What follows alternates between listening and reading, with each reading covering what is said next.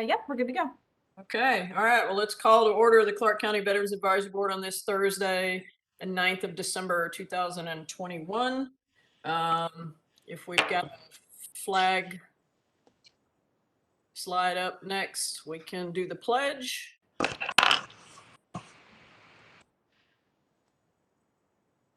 There we go. All right, please join me in the pledge. I pledge allegiance to the flag of the United States of America and to the republic which it stands, one nation, under God, indivisible, with liberty and justice for all. All right. I'd like to lead an invocation, please. Michael, could you handle that? Yes, Madam Chair. Thank you. Everyone, please join me. Heavenly Father, we come before you, service of the community and our country. We ask that you bless this meeting and let us come to agreements on the best way to serve our veterans in the community. And we thank you for each day, and we ask this in your holy name. Amen. Amen. Thank you, brother. Amen. Yeah. All right, Bruce, you're on.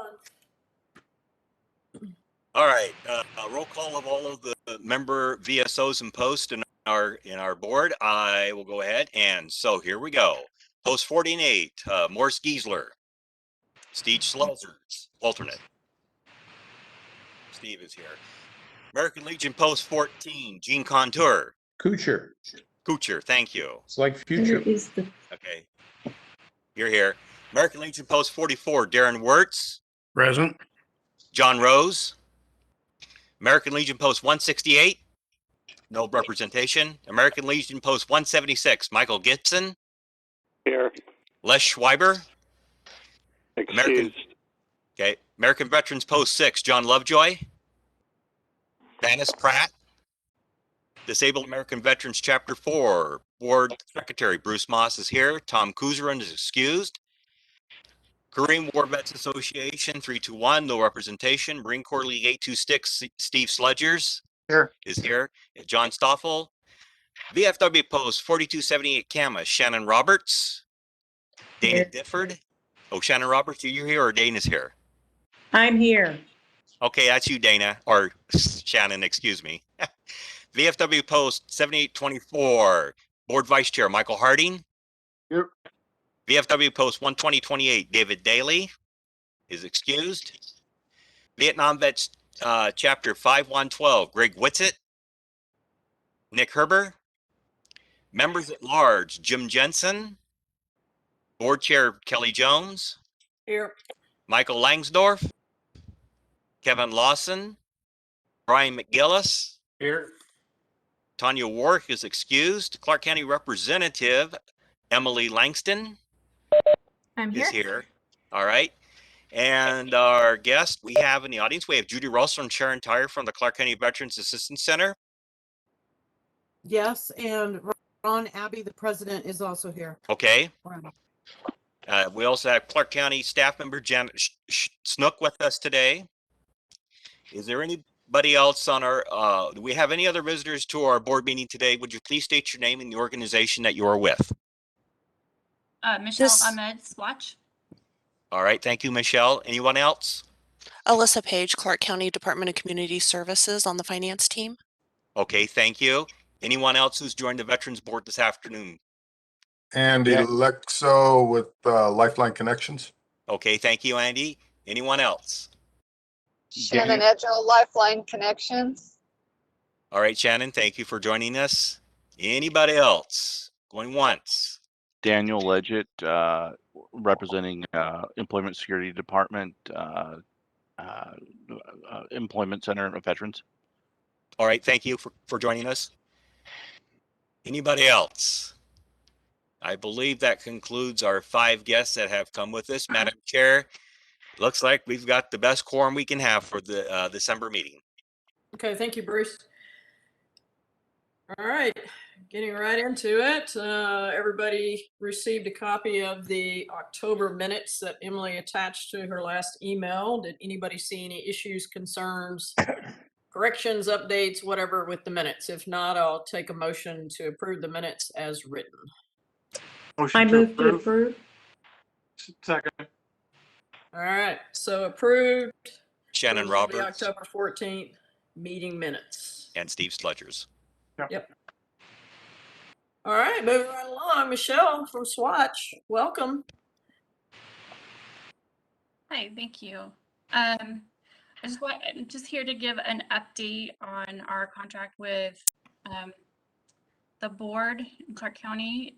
We had 2 referrals into our system. One referral, the community health worker was unable to locate. There was another decline, so no funds were used out of the contract.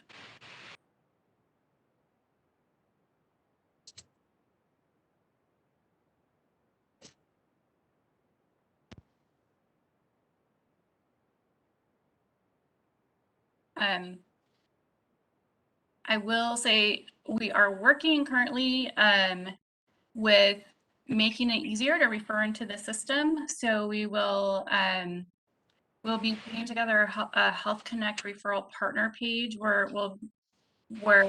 Veterans Assistance Center wouldn't have to log into our system. They would just be able to go to that webpage and securely refer somebody in, and hoping that that will help. Michelle, that would be perfect. If just give us a call when you're ready for us to take a look at that. It should be ready by next week. Perfect. Thank you.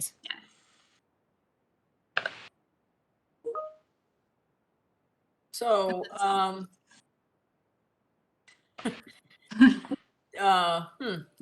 so I guess Judy, Sharon, what do we need to do something on our end to help this process, or what? Or is this just going to kind of be how it's going to be? It's a hit or miss with some of them, depending on their situation. I don't think there's anything we need to do right now on our end. I mean, we have referred a couple of people. One of them said yes to us, and then he said no to them. And the veterans that we refer are difficult cases to begin with. So sometimes it's hard to pin them down. And after they give their okay, then when it comes right down to getting the help, they sometimes decide they don't need it or they don't want it. So I think that we just need to be diligent and keep referring people, and we will eventually have a home run. I mean, it's just a matter of, working through the system and knowing that Swatch is there to help us.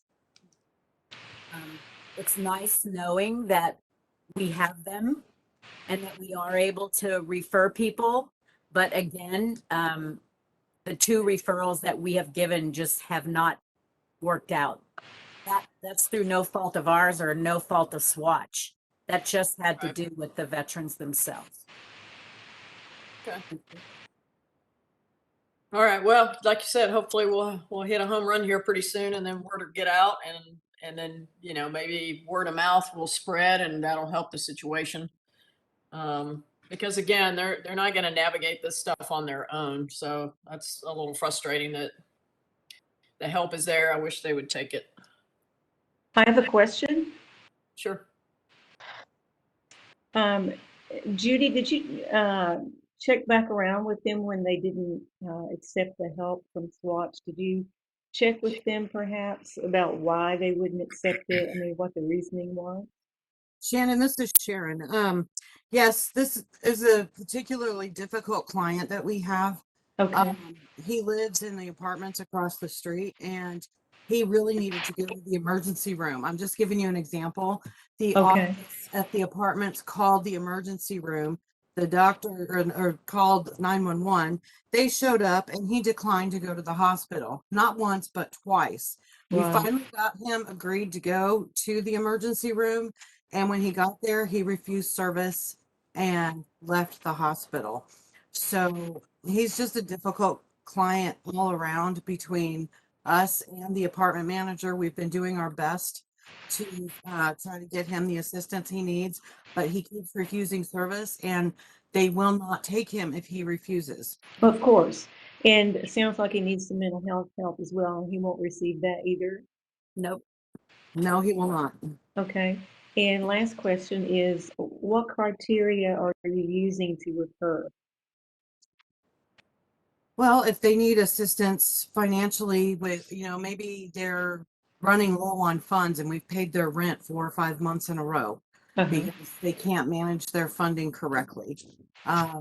Or maybe they need assistance with rides to medical appointments, or maybe they need assistance with, stuff that we cannot do with the vet fund. Right. So we're kind of basing the referrals on that, but it comes down to, we have to ask their permission to refer.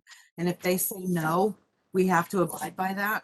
I understand that. I was just curious about the back end. So thank you for your explanation. I appreciate that. Absolutely. Want to go in the other room? Any other questions from anybody? All right. Thank you again, Michelle. Again, hopefully we'll start getting some of those folks to take advantage of the services, because I think it's a good program. I just, like Sharon and Judy indicated, we've got some tough cases out there, so hopefully they'll come around before long. Yeah, a lot of, when they're tough, it's just harder to get them to accept services. And we'll work with staff to for an easier process to refer as well. Okay, thank you. All right, next up, we got committee reports. Any appeals, Mike, that need to be mentioned? Negative. No appeals last month. Okay, and Tanya is excused, but we don't have any policies. And Judy or Sharon, do you guys have anything for policies and procedures that you need to discuss? We do. Okay.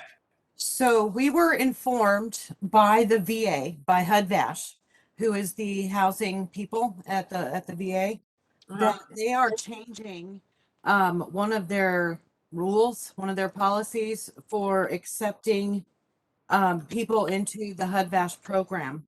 I'm going to read you directly what they sent me. The change is expanded VASH eligibility that went into effect on January 1st, 2021, with HUD-VASH locally receiving guidance on it the last couple of months. The major change that impacts our ability to refer veterans to CCVAC for support is the change in discharge status for eligibility.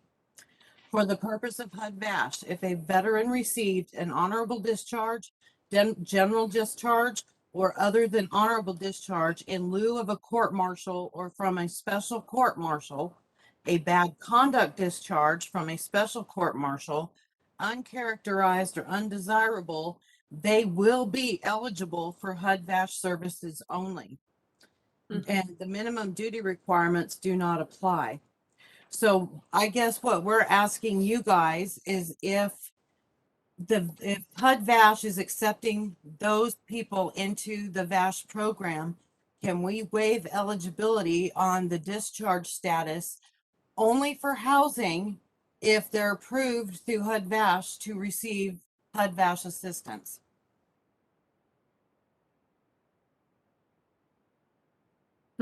Well, just want to propose that to the board, since that is a new eligibility requirement at HUD-VASH. So let me get this straight. They can be dishonorably discharged? That is correct, in lieu of a court-martial. So they could be dishonorably discharged, but as long as it wasn't a court-martial, they could potentially be eligible for HUD-VASH. They would not be eligible for medical, just housing. So I guess we're asking if HUD-VASH deems them eligible with that type of discharge, can we waive that requirement for vet fund? For housing only. Yes, just for housing, not for anything else. I don't really see any issue, because the VA is starting to loosen up a lot of other requirements for mental health and other things for OTHs and stuff. So, I mean, I don't know. Does it open up a floodgate? That's what I'm thinking. Yeah. I don't know. I mean, there be any more flooded than what we already have? Yeah, no, it's going to be, I think, few and far, very minimal cases. Yeah. But that is going to be because most OTHs or dishonorable are probably court martial related. So the very few that are not, with that, it's going to be minimal. Plus, if the VA will vet them to make sure that it wasn't court martial related before they give them a HUD-VASH voucher. The only cases where we would give them housing assistance is if they had an actual HUD-VASH voucher from the VA. So that means the VA has looked at the case, they've made a determination that they fit into this new requirement, and they give them a voucher. It's going to be very few, very minimal. So would this include, I don't know if they went ahead with it or not, to dishonorably discharge those active duty people that would not take the vaccine? Did they go ahead and do that? No, this has nothing to do with that. I know. I'm just asking, did the military go ahead and discharge those people that, dishonorably discharge those people that would not take the vaccine? I don't believe that is the case as of yet. Yeah. And even when they do, they're most likely to do an administrative discharge. Yeah. Okay.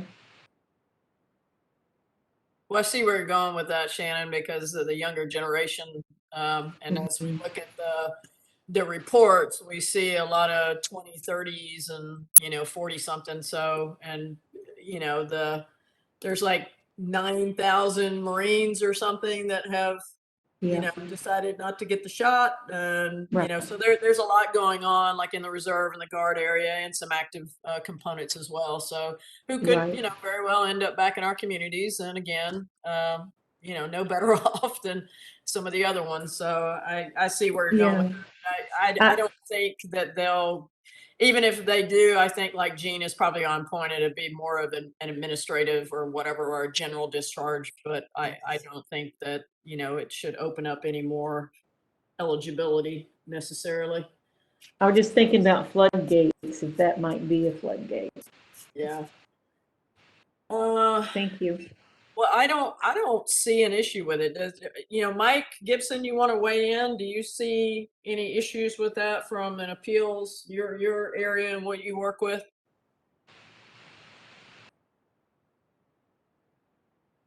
Is he still on? Yeah, I'm here. Yeah. Can you hear me? Do you have an opinion? I'm still trying to, as far as appeals go, I don't see any problems with that. The only problem I do see is with appeals, if we don't approve something like this. So I don't know, I'm torn with approving and not approving. Yeah. I think I would be inclined to vote to approve and see how it goes for the next few months. Well, I can just tell you so far, even though that this change has gone into effect as of January 1st of this year, we still have yet to see a case of where we've received a person that has a less than honorable discharge in the HUD-VASH program. It's just something that they brought to our attention at the last time we had a meeting with him. So we still, and it's been a full year since this has been effective, we still haven't seen this yet. Right. I don't see any problem with it either. I don't either. I mean, and this should be an easy enough change to the policies and procedures as well under the eligibility portion, I would assume. Madam Chair, if it's federal guideline, then I don't see what the issue would be in approving it if the VA is authorizing them to receive a HUD-VASH. Yeah. No, I agree. I mean, the VA is going to do it. Why wouldn't we do it? Again, if it's still gonna, if it's gonna keep a veteran on the street, we don't want that. So we need to get them off the street. And if that helps them become productive and stay productive in our community, then I'm all for that. Right. Here. All right, so, well, I don't think this really needs to go to the county counselors for anything, since it's kind of, No, it's just that. would you agree, Emily or Janet, one of you guys? One of you two? So can you state the motion exactly how you want it to be to pass this? Well, What I can do is I will send you the exact verbiage in an Yeah. email. I can send it to Emily and she can disperse it throughout everyone and you guys can maybe read it and maybe we can have a decision by the next meeting. yeah, and we need to just make a note. This is just for housing. This doesn't change the overall eligibility for everything else. So Correct. just Just be for housing. included in the housing section of the policies and procedures. So, okay, let's do that. And then just make sure Tanya is aware that we need to bring that up at the next meeting and make sure we have the verbiage correct and then get it updated. Okay, I will make sure I send it how they sent it to me. All right, thank you, Sharon. And You're again, I don't see any issue if the VA is going to do it. Why shouldn't we? So, Okay. doke. Anything else for policies and procedures from y'all, your standpoint, or no? Well, it's kind of a policy and procedure question and an appeals question. I'm not going to say any names. We've got a veteran who is applying for rental assistance. And in the policy, it states we have to have a photo ID of the veteran to receive that fund assistance. This veteran states that he is of the Mennonite religion and does not believe in photos. However, he does have a CAT card because he is currently in the Guard. But he quoted a federal guideline that says you cannot copy a military ID card. And so I therefore told him that if he wanted assistance with his auto, that because he has an Oregon driver's license but lives in Washington, but Washington won't allow him to have a driver's license without a photo, but Oregon will. So he uses his old Oregon address for his driver's license, although his car is registered in Washington, which makes no sense to me whatsoever. I told him he was going to have to file an appeal. And before he files an appeal, I wanted to just touch base to see if that's indeed the case, or should I just deny services? Because he's not willing to give us a photo ID of anything. And he had to have one. He had to have one to get a CAT card. Right. If I received an appeal like that, I would vote to disapprove it. Okay, that's kind of along the same lines that we were thinking, but he's being very obstinate, and so I told him to file an appeal. He hasn't returned the appeal documentation yet. I doubt if he will. But if he does, just know that it will be coming your way. It sounds like what record of address is he using? A Washington address? 5 different ones. He does have 5 different addresses. Yeah, no, I would vote no. He's doing something.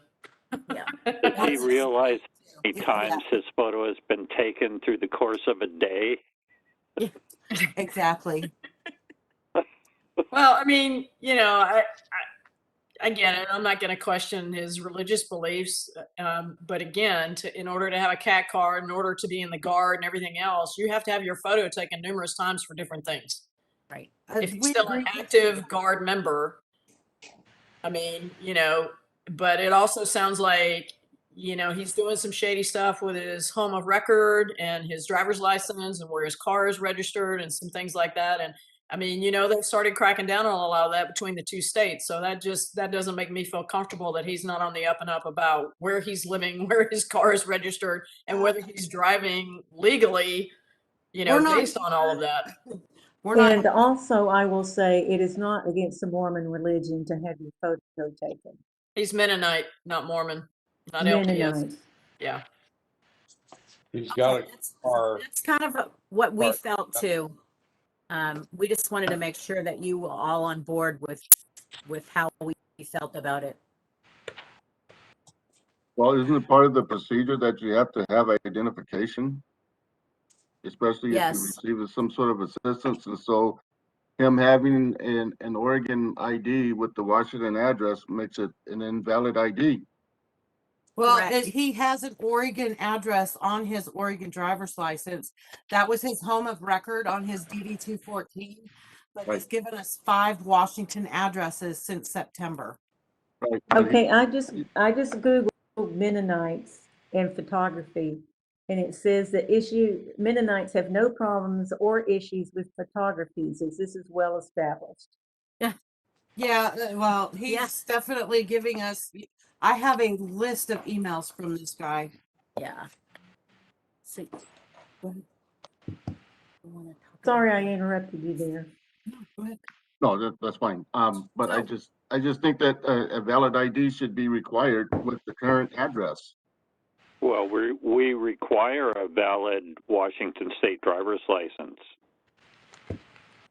Well, in order to get his car repaired, it states that he must have a current Washington driver's license, a current Correct. registration, and current insurance. And that Washington driver's license has to have a photo, or we have to have some ID with a photo on it.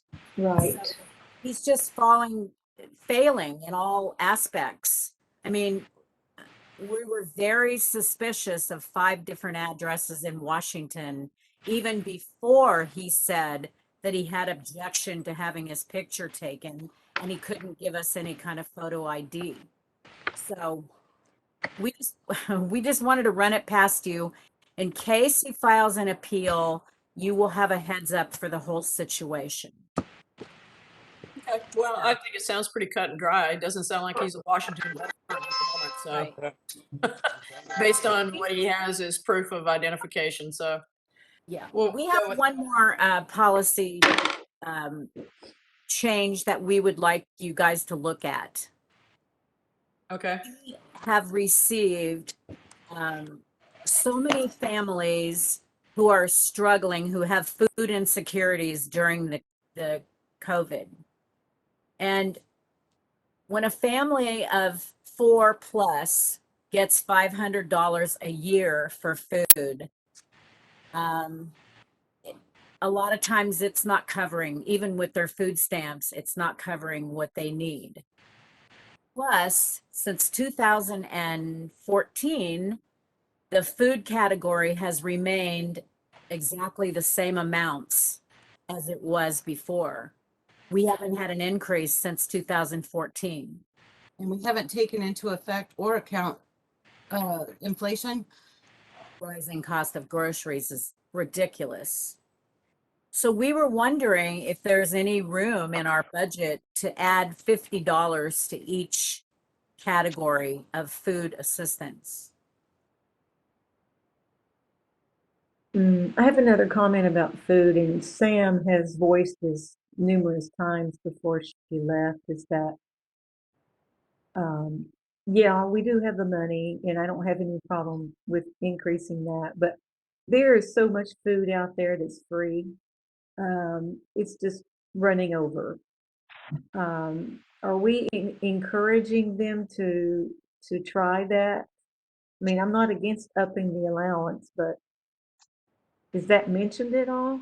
Yes, Shannon, we always, we recommend all the food banks, but there are a lot of our veterans have restricted diets, or their children have restricted diets.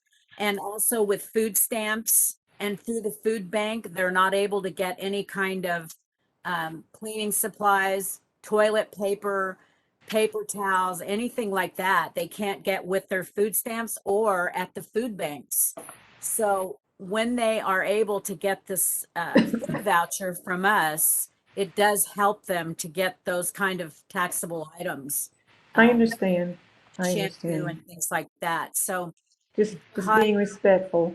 yes, no, I understand. And we definitely refer them, and we use the food banks ourselves.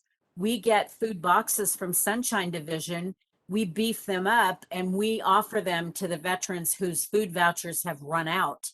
So yes, we do in every instance, make sure that they're using all of the available resources in the community. Thank you. I've created a flyer with all of the local food banks on it from all over Clark County that we give out to the vets when they come in and ask for assistance with food.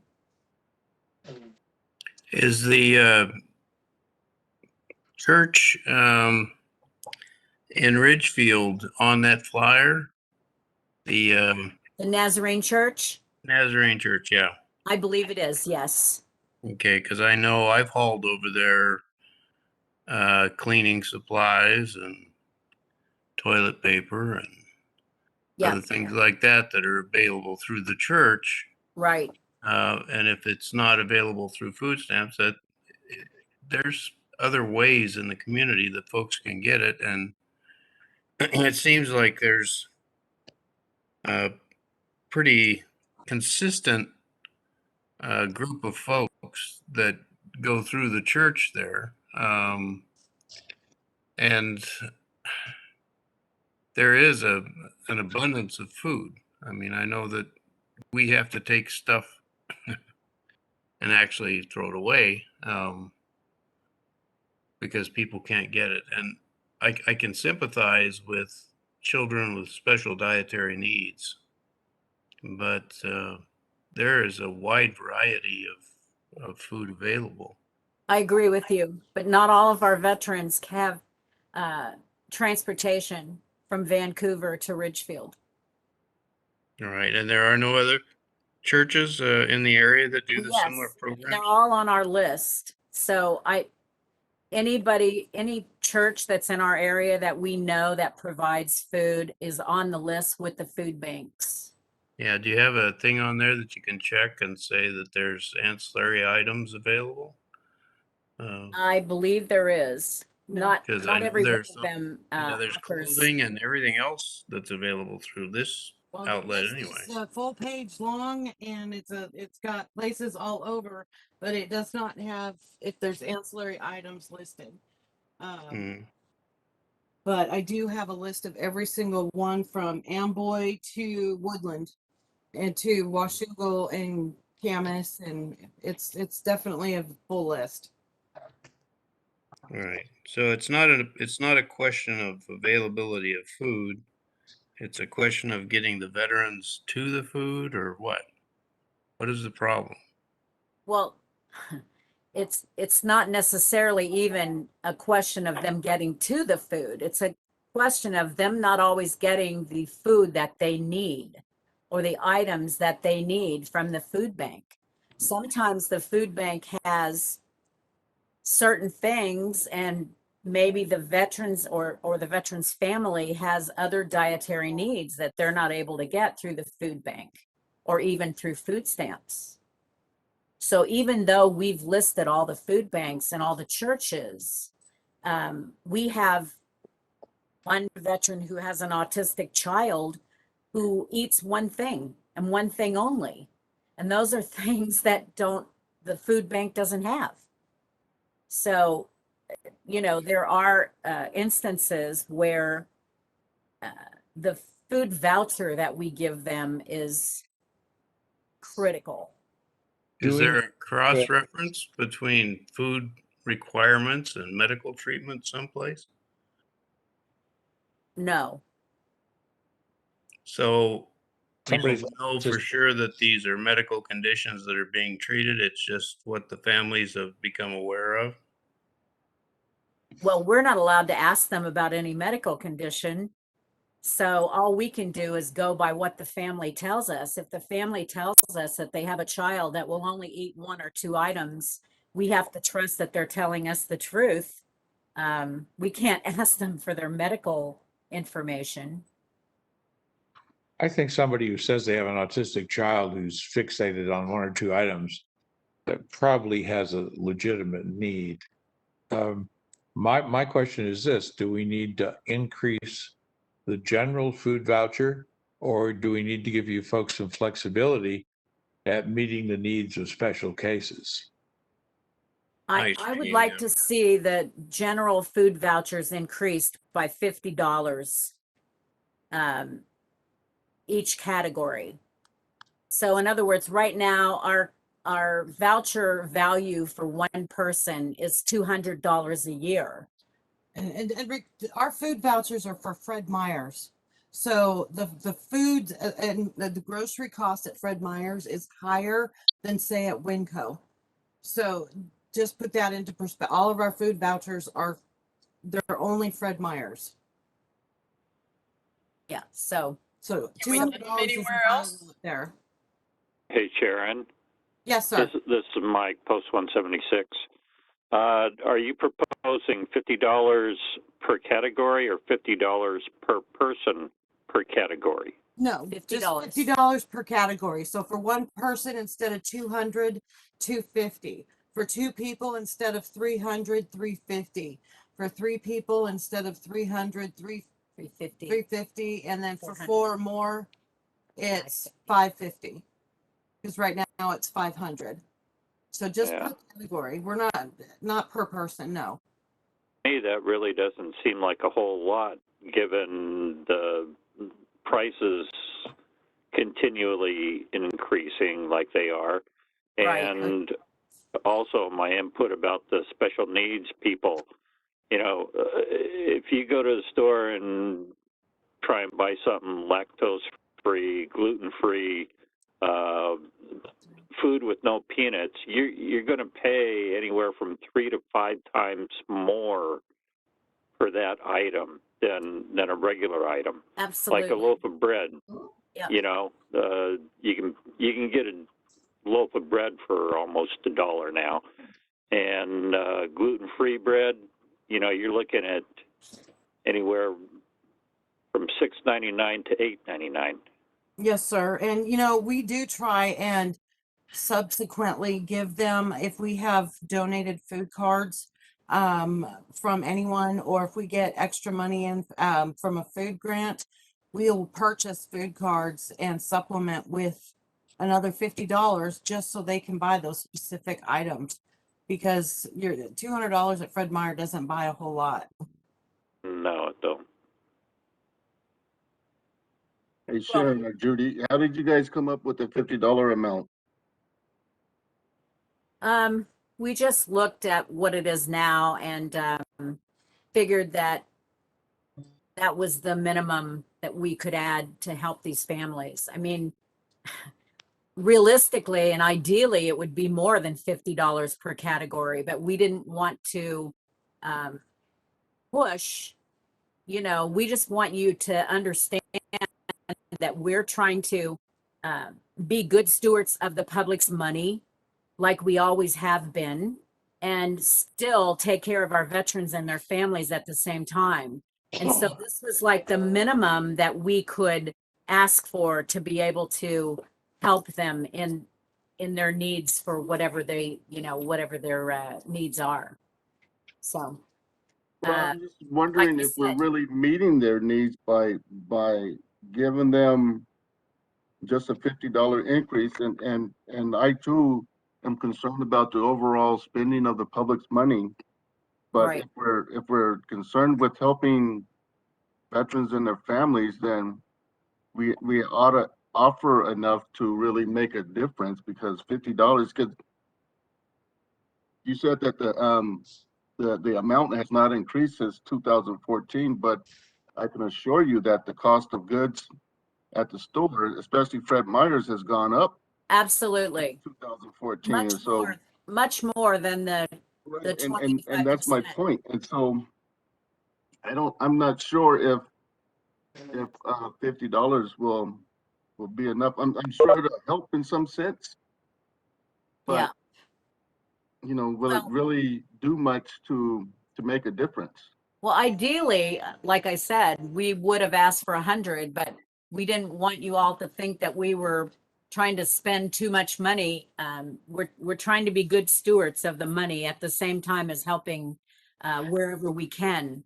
So, you know, we would like to see it increased by $100 per category. Even then, I mean, will it be enough? Who knows? But with the food banks and with the food boxes and with the toiletries that we're able to give them, $100 a category would be ideal. It would be great. And it's an annual basis. It's not a monthly basis. That's correct? correct. It's an annual basis. That's right. So $300 a year really isn't that much. Right. No, especially if you're talking about, so what would be the amount? What is the current amount for a family of 4 500. a year? Yes. Well, Yeah, again, Spend more than that at Costco in that's one not trip. very much. I mean, and what we're doing is we're supplementing, they've got food stamps and access to other things, but I'm not saying lower. I agree that, this is an annual basis and it probably needs to be higher. And if you look at our balance sitting at 900, whatever it is right now, I mean, this is being good stewards. We have people who are hungry, and I don't shop at Fred Meyer. I don't shop at Safeway.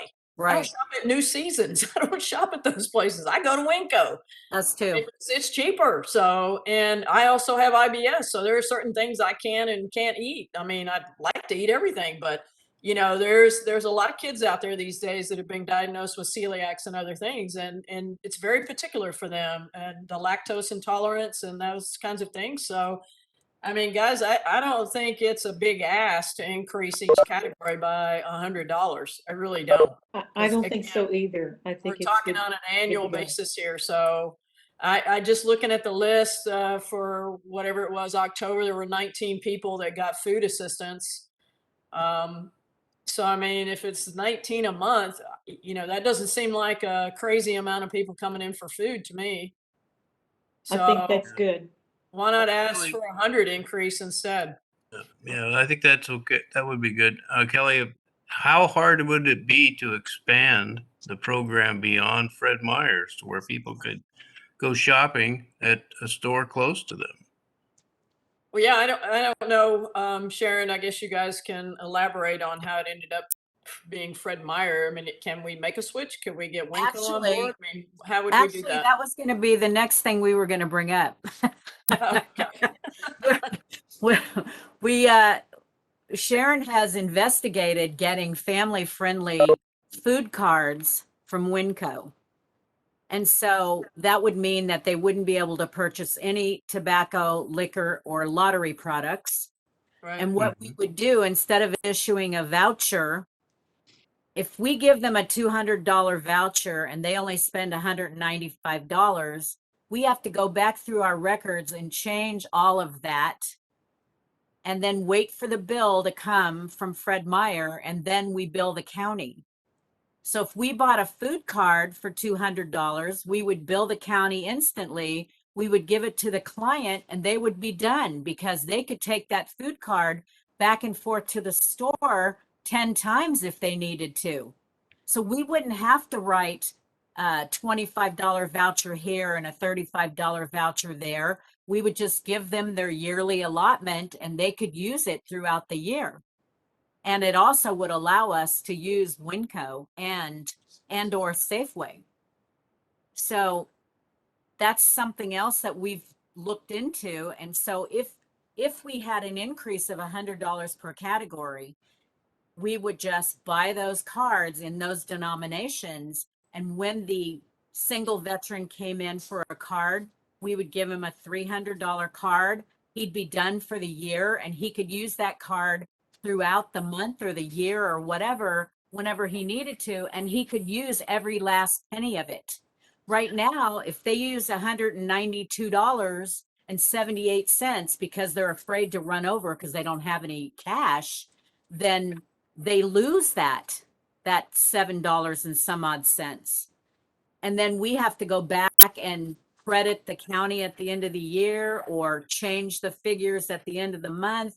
It would make our lives easier and it would actually really benefit the veteran. Where would you get these cards and how much would they cost? Well, we would get them at Winco or at Safeway, and they would cost the denomination of whatever the yearly amount was for the veteran or their family.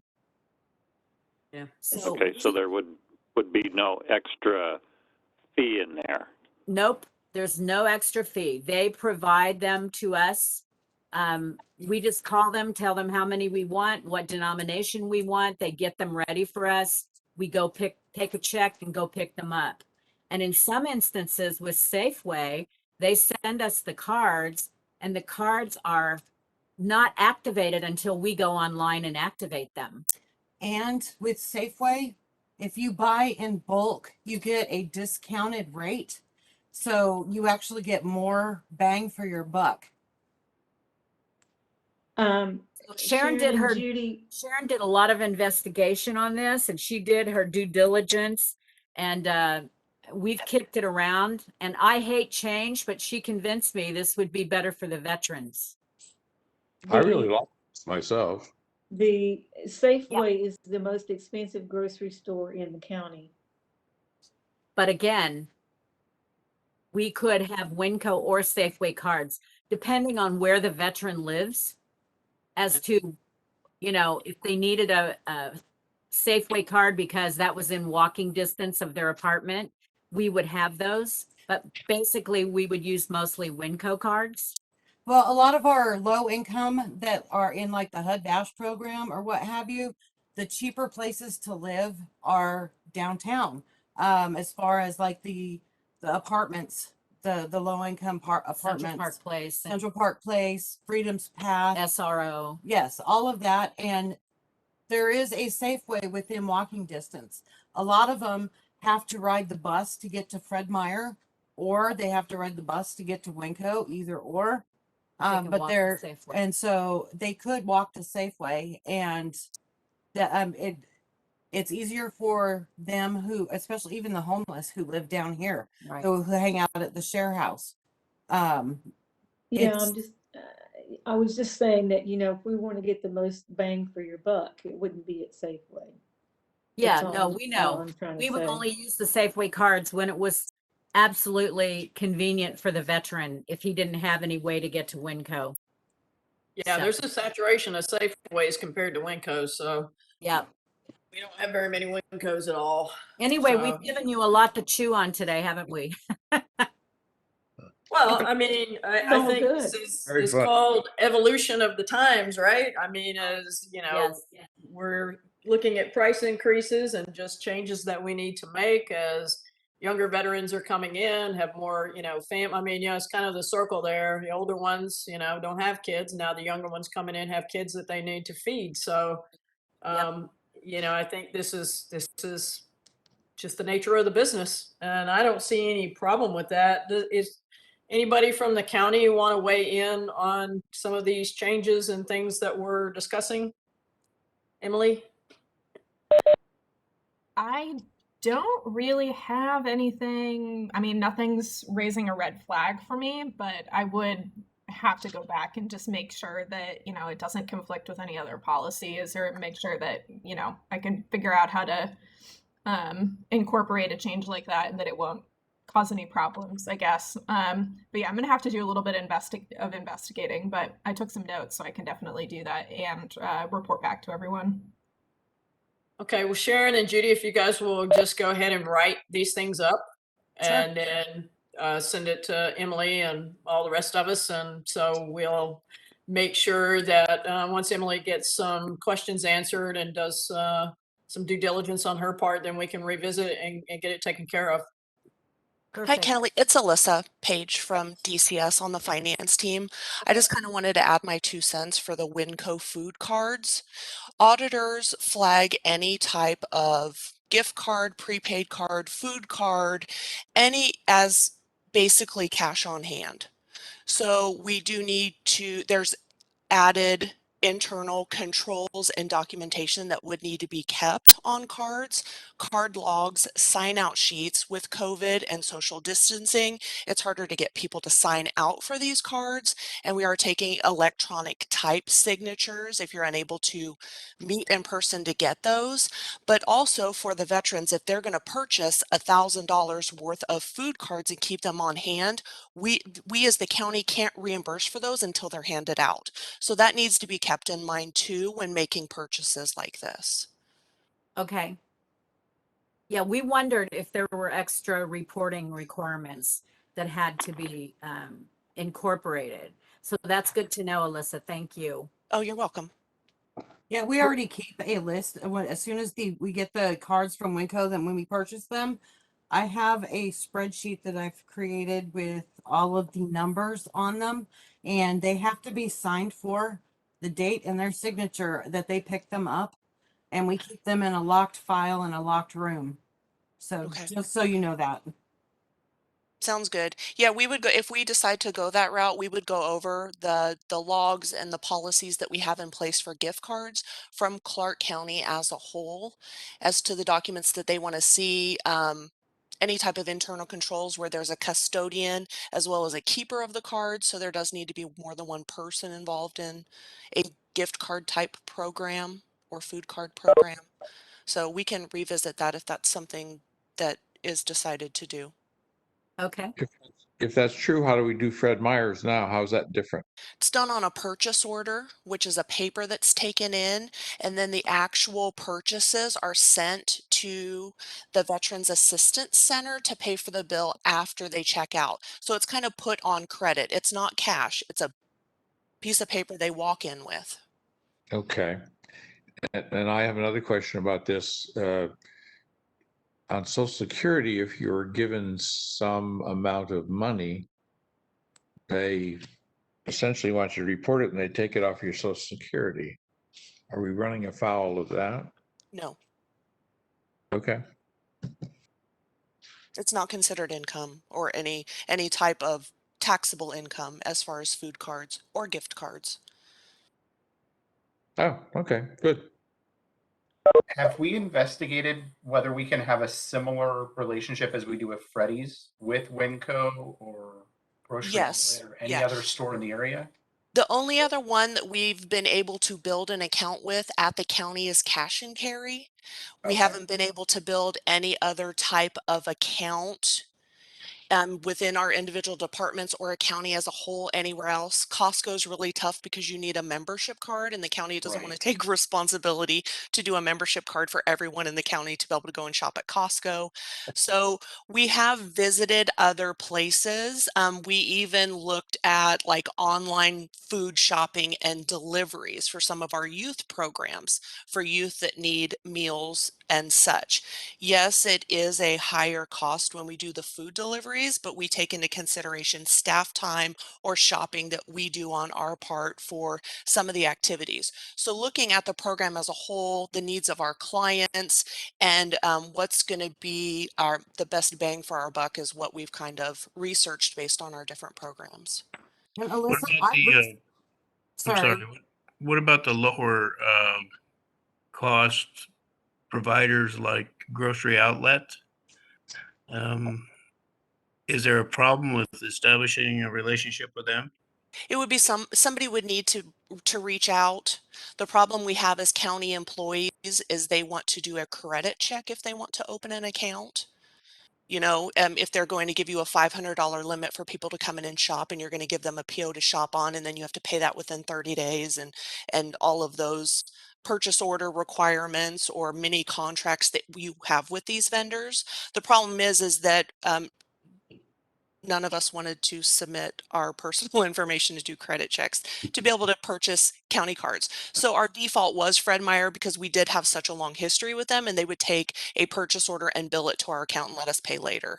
Yeah, so we could then go ahead and do the gift cards though through Grocery Outlet or even Rose Hours up here in Ridgefield. As long as they're limited and it's not like a cash card or a Visa card that you're giving them that can be used to purchase unallowed items. So I've done my research, and right now, Albertsons, who owns Safeway, and Fred Meyer, well, not Fred Meyer, Winco, Albertsons, Safeway, Winco are the only ones that do family friendly. Fred Meyer does the family friendly basically on the voucher. It states they are not allowed to purchase those items. It states that specifically on the voucher. But for the gift cards, the only ones that are family friendly, which means no alcohol, tobacco, or lottery products, are the Albertsons own stores, Safeway, or Winco. Right. And the nice thing about the purchase orders at Fred Meyer is you get a list, an itemized list of what was purchased. which Right. I'm not sure how valuable that information is, but for as far as controls and making sure that it was allowed, um, is a nice thing about the purchase orders with Fred Meyer. But I totally get cost and convenience and reducing barriers for our veterans that this is not suiting them as well as it needs to. Well, it's just that Fred Meyer is so expensive. They're just not getting Right. very much for their $200. And that's why we started the research into how we could best serve them. Alyssa, could we check with grocery outlets, since apparently that hasn't been done, and see what the answer is? Of course, the Veterans Assistance Center can check with anyone because we pay after expenses are incurred. So it wouldn't be the county checking with them. I Right, just know the locations that the county has tried to work with right. in the past. And then Okay. with COVID and everybody going remote, I haven't seen a food purchase come across my desk, in a couple years, because the majority of our programs are being outsourced to either providers, and our direct services that we do, we're not having in-person meetings or supplying those type of food needs for stuff that happened post-COVID. I see. Thank you. But the Veterans Assistance Center it sounds like Sharon and Judy did their research already and reached out. But if there are other locations or locations closer to them, it wouldn't hurt. Well, Yeah, for thank us, you for the that. I was just closest- thinking about how we could stretch the dollar, but Oh, yeah, of course. there's only 2 grocery stores located in the downtown area, and one is the Fred Meyer at Grand Central, and the other one is Safeway on Main Street. we have veterans all over the county, not just Of downtown. course. Of course. That's not the those And I are think the that's why she was saying we kind of want to open our options. So we have Fred Meyer POs, we have Winco food cards. We could possibly have, I know there's a grocery outlet or a cash and carry on 4th Plain right off the bus routes.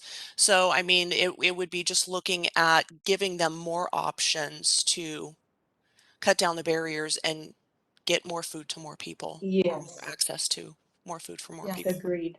Alyssa, thank you for conveying my thoughts. You're welcome. Okay, thanks, Alyssa. So Sharon, Judy, I guess, think about it a little bit more, find out all the particulars on the reporting and see if, you want to take all that on. I mean, it sounds like you're basically doing that anyway. But I'm all for doing what we need to do to either, to increase the cost annually and to do it, to broaden the scope and the availability of the grocery stores for our veterans. So let's just put all of this together that we've talked about, and let's revisit it, and then hopefully get something done and solidified at the next meeting. Is that good? Yay. Yes, we Are we definitely gonna, will. are we gonna make a decision on whether or not to increase the amount by $100 today? That would be grand. We can, sure. Does anybody want to make a motion for that? Can we take Oh. down the committee report here so we can see each other?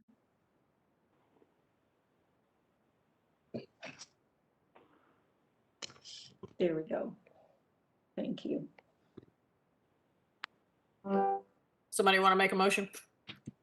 Post 176 makes a motion to increase the food assistance at $100 per category. Second. Okay. All right, motion by Mike. Was that you, Steve, that seconded? Yes. Okay, thank you very much. So motion approved, increasing each category for single, 2-person, 3-person, and 4 or more people, food assistance categories by $100 annually, which would bring it up to 300, 400, 450, and 600. Everybody good with that? Yay? Okay. Aye. Give a vote. Calling for the vote? Sure. You all want to vote? Who's in favor? Aye. Aye. Yeah, there you go. Because we'd already said we were all in favor before. So Right. just a motion. Just All right. We need to move along. All right, let's go into the nominations and elections for the 2022 officers, which will take effect for 1 January. We have the chair, vice chair, and the secretary. And Bruce is essentially our election committee. We didn't have a committee necessarily, so because I don't know that we had a ton of nominations. But Bruce, you want to update us on where we are with nominations? All right, Madam Chair, I'm just going to go ahead and make this quick because we've already gotten to an hour of our meeting. So back in October's meeting, we did our first round of nominations. The only nominations that was mentioned, that was recommended at the time, I should say, was said, was for Michael Harding as vice chair, as chair of our board for 2022. The vice chair and the secretary's position had no nominations, so it's considered open and carried over to this second round of nominations as well. As a reminder to all of our board members, the chair and vice chair position is termed at 3 years, and the secretary's position is unlimited. So at this point, during the last nearly 60 days, I have not received any type of nominations from any of our board members between meetings, and I have no other nominations to report. So I would assume that we're going to go ahead and have all those nominations get mentioned at second round at this meeting. Madam Chair, that's all I have at this time for our nominations. Okay, well, I'm done for chair. This is ends my third year, so I think Michael would make a great chair. Do we have any nominations? Anybody want to step up for vice chair or secretary? And don't all of you clamor to, get your voice heard all at once. Shannon, would you be interested in the chair? Who? You.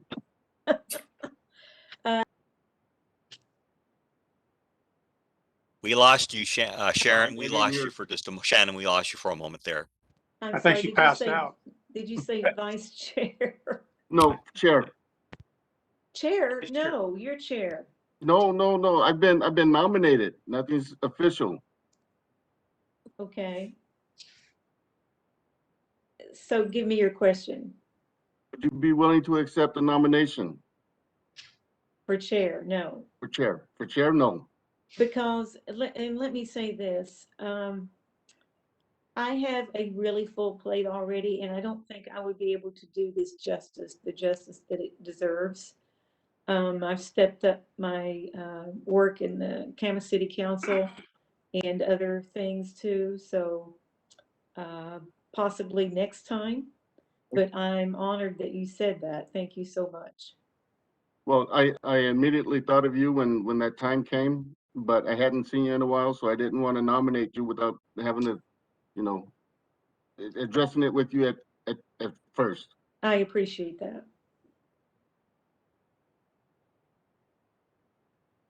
All right, Michael, I'll make you a deal. If you be chair, I'll be vice chair. Bruce will be secretary. How's that sound? That would be great. That'd be Bruce.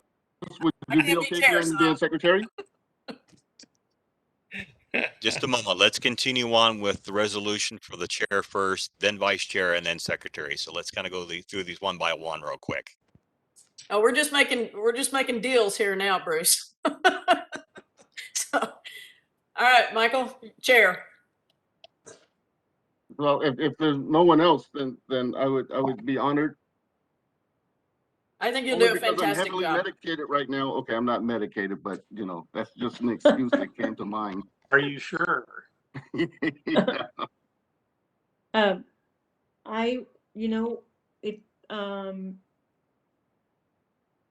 up for vice chair if that's okay with Kelly.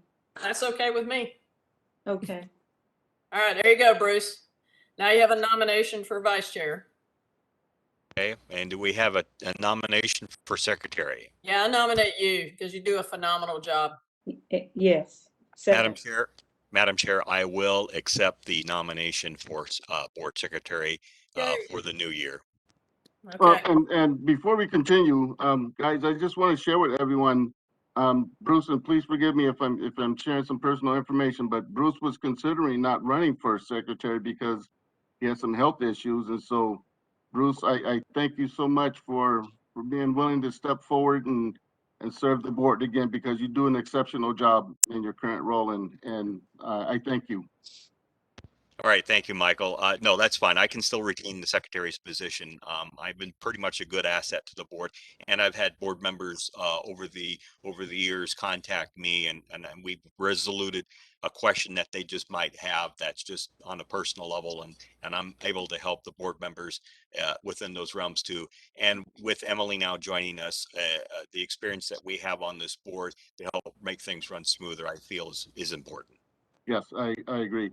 And Shannon, just since we have a new board, vice chair and vice chair, and we have a new county rep, I think we should come up with an initiation for Emily. So I don't know, what do you think? A 6-pack of your favorite soda, or you know, Yeah. something like that? I think something's in order. Yeah. I know the finance team always appreciates donuts and chocolates, and I'm sure. Oh, there you go. There you go. Totally kidding. Totally kidding. All right, Okay. let's So was I, by the way. We're go ahead, better Bruce. for coffee. Okay, so Madam Chair, I would assume that we now have all of the nominations that we have for our board for 2022. So at this time, if that's been already taken care of, this board secretary will vote the single acclamation vote for the following individuals, since there was no competitors that came in for challenging the positions. So the nominations for the Clark County Veterans Advisory Board for year 2022 is as follows. For Chair, Michael Harding, Vice Chair, Shannon Roberts, and Secretary Bruce Moss. I, as the Secretary, vote by acclamation that we accept these three individuals for the elected positions set forth. All right, all those in favor? Aye. Aye. Aye. Aye. Are there any opposed? Nope. Oh, there you go. You have your new members, your new positions for 2022. But there's one more thing that we need to do, Bruce, and that is annually in December, we also must vote to reappoint our members at large. I believe we can do that now, and we can do that and follow it up at next meeting. But yeah, let's go ahead and go ahead and do our members at large, and to make sure that we have that in position. I don't know how I'm going to do this. Should be 6 of us, and if Emily has received LOIs or Janet has received LOIs for those 6, then that's who we can reappoint. I know mine was submitted, so Emily or Janet, you two can chime in to let us know which members at large LOIs you have received by the deadline, and then we'll go off of that. I agree. Our members at large for this past year have been Jim Jensen, Kelly Jones, Michael Langsdorf, Kevin Lawson, Brian McGillis, and Tanya Wark. Yep. I'll have that for you in just a moment here. I'm waiting for the spreadsheet to open up. Okay.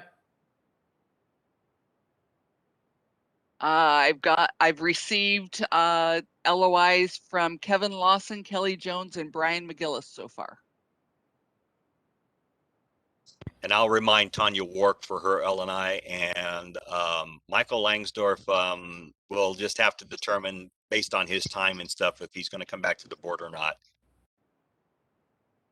Okay, maybe an email can be sent out to Jim, Michael, and Tanya, just checking with them to see if they're still going to continue or not, because Tanya is currently our policies and procedures committee lead. So if she is not, and I don't think she might have just got too busy and forgot or something, but let's touch base with them and see if they're going to stick with us. If not, then we'll get a new policies and procedures lead and we'll go from there. But I will be happy to send an email this week to all of the organizations and those people that have not yet submitted their LOIs. Okay, thank you, Janet. Also, Sure. I spoke personally with Dave Daly, and I don't think he's going to continue. So I don't know if his post out in Yakult sent an LOI for their member or not, but would definitely need to touch base with them. He said he was going to be replaced, but he didn't say by who. Nothing from them yet.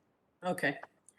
All right, so board members, can I have a motion to at least reappoint the three, myself, Kevin Lawson, and Brian McGillis, the LOIs that have been received? So moved. Do I have a second? Second. All right, all in favor? Aye. Aye. Any opposed? No. All right, yay, we can continue. Myself, Kevin, and Brian, and we'll touch base with the other three to see if their intention is to continue as well. That was Jean and Sharon for those two motions. Okay.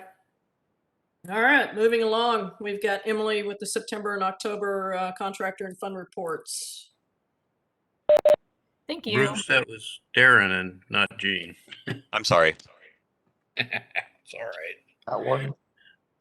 I want to make a motion that we have some memento of recognition for the service that Kelly has put in and the excellent job that she's done leading this organization. I agree. Yes, thank you. That's all I need is a thanks. It's what we all do. I'm glad to have done it. That's why I decided to continue. We need to continue this advocacy in our community, and we all do that very, very well. So just having you guys support and, you know, your discussion and your due diligence and taking care of our veterans, that is definitely enough for me. All right, Emily. Kelly, I just want to say that you stepped in the gap at a crucial time. And I just want to thank you for doing that. It really brought us around from where we were before. I appreciate that. Thank you, Sharon. I appreciate that. Kelly, we just like to say from the Assistance Center, thank you to you and all the board members for their unwavering support. You guys are always there. You always have our backs. We appreciate all the people who stepped up to be officers, and we truly appreciate each and every one of you. So thank you so much for all you do for us. Thank you. Appreciate it. Okay, Emily, I think you can go now. Well, I got something to interject real quick. Kelly, Okay. are you going to be at the January meeting? Yes, probably. Okay, well then, Unless you're planning something that I might skip it. Well, please skip it then, so we can Okay. talk about something. Okay. So everyone else, let's carry on this discussion in the January meeting. Fair enough? Fair enough. Okay. Can Emily go now?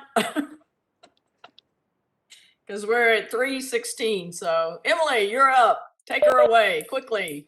Okay, thanks, Kelly. So yeah, I'm gonna just really quickly run through both September and October reports because the November meeting was, of course, canceled. So catch us up on September as well.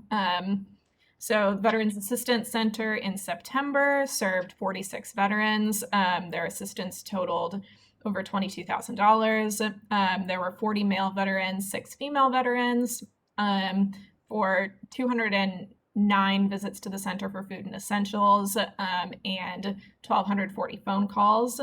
They had 677 volunteer hours, totaling a value of over $16,000. The free clinic had 1 referred and 1 served for the month of September for exams, x-rays, and extraction. The services were valued at over $2,300. They billed $831.86. The VSO reported for Q3 in September. They had 416 claims for Q3, $1,033,978 in VA payments on those claims. And the fund revenue was at $19,229, expenses $93,547, and balance of $757,242 at the end of September. Unless anyone has any questions about September, I'll just go and move right ahead to October. I have one question. Sure. As of the first of the year, or is it in April, will we be getting a property tax increase? Or money from property tax? You mean revenue? showing the property taxes in the fund? Yes. Alyssa, can you answer that? Yeah, the property tax post as payments are made directly into the fund for us. Oh, okay.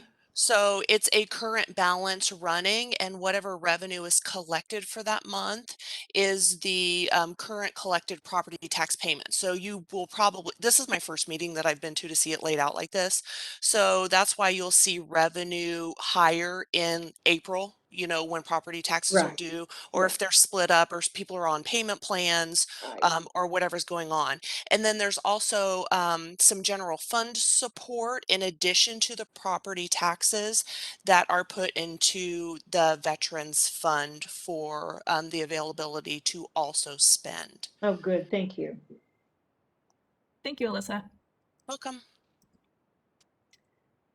Okay, for October, the VAC served 45 veterans. They had 1 denial. Assistance totaled $22,211. They served 37 male veterans and 8 female veterans. There were 188 visits to the center for food and essentials and 1,165 phone calls. They had 767 volunteer hours, totaling a value of $18,937. The free clinic had 2 referrals and 1 served. Services provided included extraction, restoration, x-ray services that were valued at $4,918. They billed $852. And the Veterans Assistance Fund revenue for October was $244,674. Expenses were about $51,000, and remaining balance at the end of October was $950,237.62. And I think that's it for my reports. There's probably a reflection of payment, funds received, because the revenue is 245,000. I'm rounding up because the property taxes are paid in April and October. Correct. So that's probably why it reflects that such a large amount of revenue. And I went back and looked, and April was 276,000, almost 277,000, and then October was the 246,000. And then every other month was like 20,000 or less, but usually less than 5,000 in property tax collections. Are there any other questions? Veterans Assistance Center update. Thank you, Emily and Alyssa. Sharon, Judy. We basically don't have anything other than what we've already gone over with you guys. Except that, again, we just want to say thanks for all of you. We appreciate each and every one of you, so thanks. All right, thank you. We are giving out, our Christmas toy shop is now open. We've made appointments for the veterans to come in and pick up toys for their kids. It's by appointment only, and we were very generously given toys from the Children's Sharing Project, and we had some toys left over from last year, and we'll be getting some more from the Reserve Center later this month. But yeah, everyone's been very generous, and we also are getting food boxes together to give out to when they come and pick up their toys. Okay. Do you still need any donations of any kind, or no? I don't know that we need more toys, but we can always use money or food. Okay. Shelf-stable food. Okay. I have a question. It's not about food, though. It's about a donation of new furniture like chairs and so forth. A recliner. Unfortunately, we don't have room for Okay. any of that. That's what I thought. So, but thank you. You're welcome. Generally, we tell people if they want to donate furniture and it's in good shape, to take it to the Northwest Furniture Bank. Yeah, it's actually brand new, so I was okay. hoping somebody could use it. Thank you. Yeah.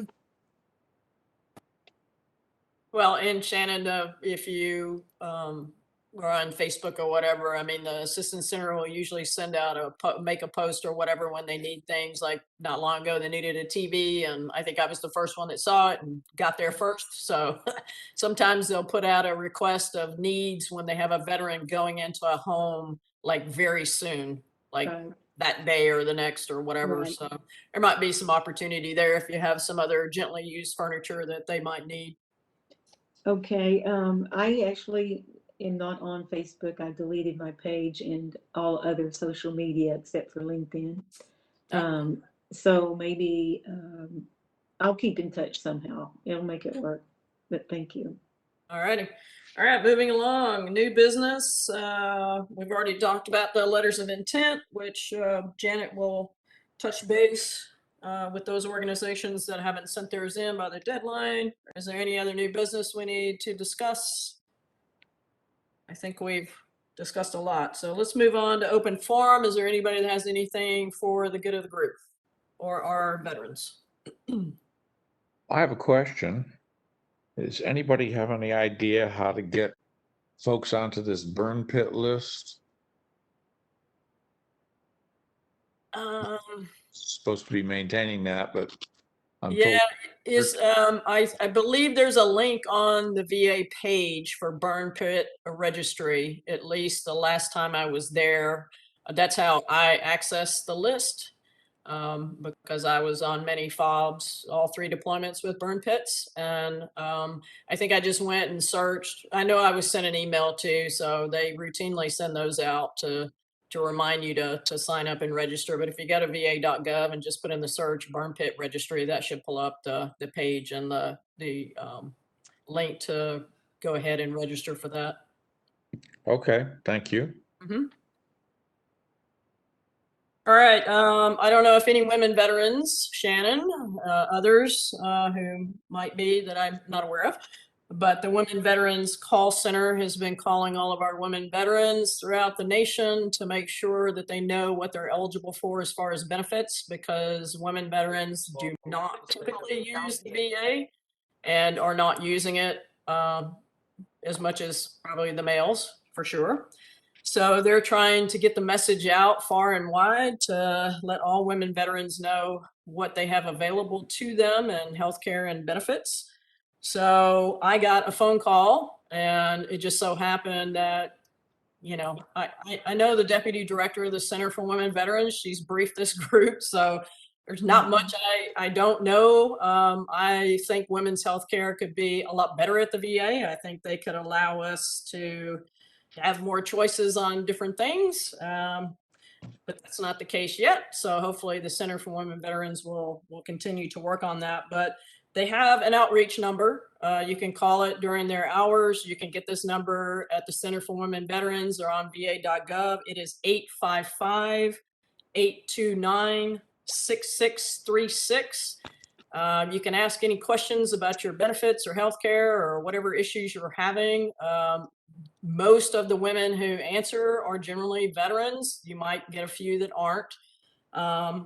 But I applaud the VA for doing their due diligence and trying to get the word out and just trying to get more women to use healthcare and enroll at the VA. I get 100% of mine there. It ain't perfect, but neither was it on the outside. So if you know a woman veteran who's not using her benefits, have her reach out because, you know, she deserves it. Kelly, Kelly, could you repeat that number, please? I'm sorry. 855-829-6636.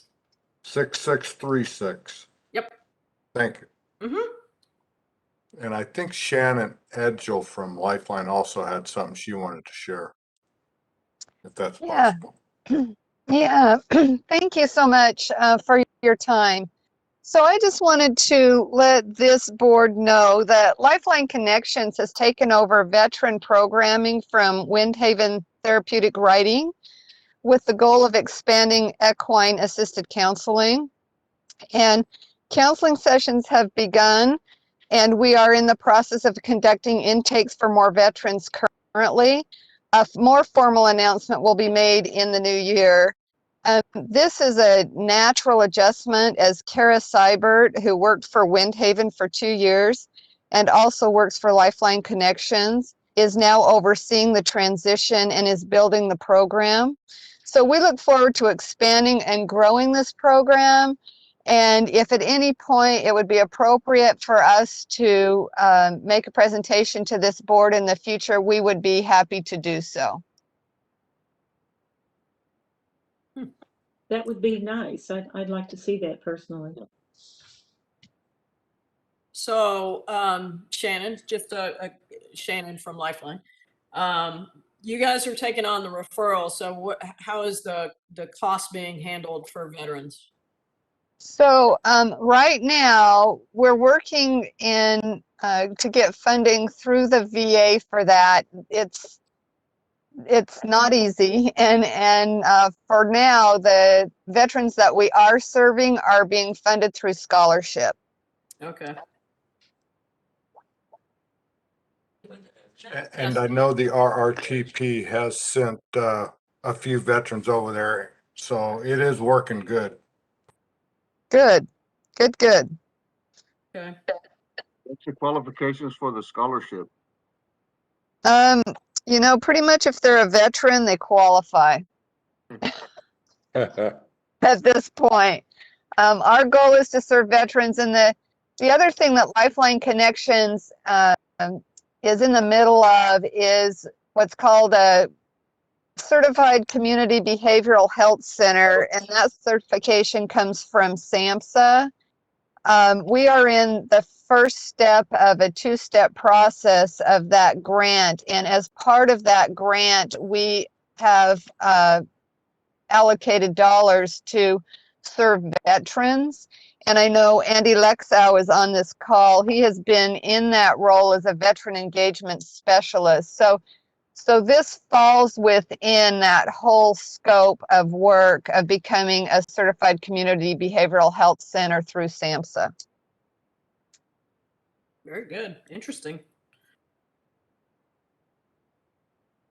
Yeah, we'd like to hear more about that. I mean, Windhaven has made several presentations before, but I know dealing with the whole health concept at the VA, and I tried to get inroads through the mental health, you know, and getting more referrals to Windhaven, and then COVID hit, so they were not very receptive or responsive. So that's been a struggle, but I have several veterans that I know that were students over at Clark College when I worked there that have been through the program, and they rave about it. So they're doing good things.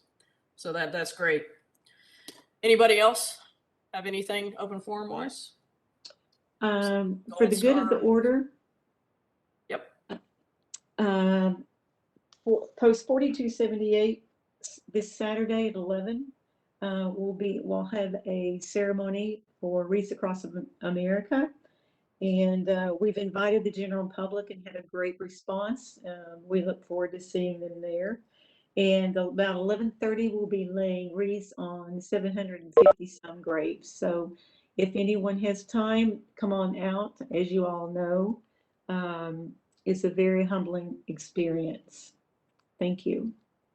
Thank you, Shannon. Anything else before we take a motion to adjourn? If not, I'll take a motion to adjourn. Anybody wants to Bruce adjourn? Moss seconds it. Motion to adjourn? All right, a second. Bruce. Second. Okay. Bruce Shannon. Moss seconds it. All right, there we go. Anybody opposed? And Michael, come next year, you can't do that. Well, I certainly can, just not in the same capacity. And Emily, this is just for you. I, being the lone voice of dissension, hereby declare that we should not adjourn the meeting, even though we've gone well past, you know, the allotted time, and we should celebrate Kelly's leadership and dedication to the veterans of Clark County by staying together a lot longer. But since I'm overruled, I'll just withdraw my voice of dissension. All right. Welcome, Emily. This is your welcome. So Good Yeah. job for your first month in dealing with all the veterans representing Clark County here. All right, all those in favor of adjourning? Aye. Aye. And no opposition other than our typical Mr. Harding. So, all right, that does it for December. We're coming back in January with some new leadership, but we're still going to continue and forge ahead and make sure our center has every resource available to them. Thanks. I hope everybody has a great holiday season, whatever you celebrate with your friends and family and those near and far. And everybody, just thanks for your hard work and all the information. We really appreciate it. Thank you. Thank you, Kelly. Kelly, just a reminder, Kelly, you're not allowed to attend January's meeting because we're going to talk about you, please. Okay, no problem. I'll take that day off. Well, thank you. All right, Emily, bye. Emily, are you